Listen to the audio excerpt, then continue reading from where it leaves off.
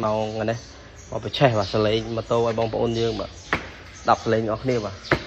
thì viên đồ bố ngon không mà ní là sệt bố nổi mà tôi mà phây pí mà sạch mà vốn mà tạt lại mà phây chiêng mà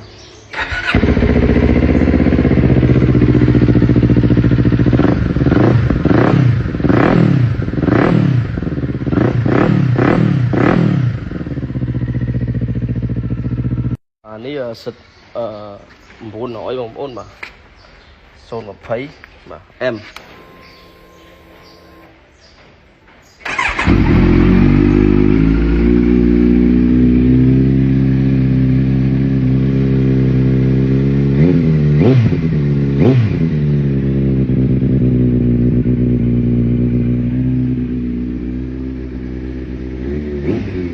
và nó giật mà pon nó muốn mà giật mà pon mà em mà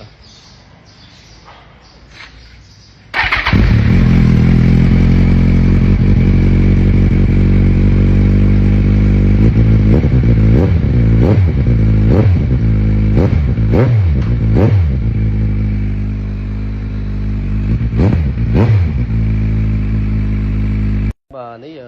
mua hạ o ôn mà xôn thấy mũi mà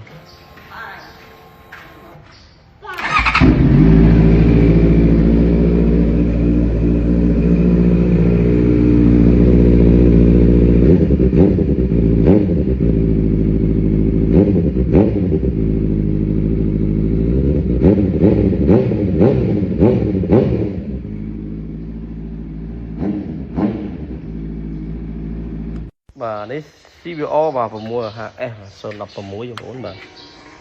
được xăng nơi đấy mà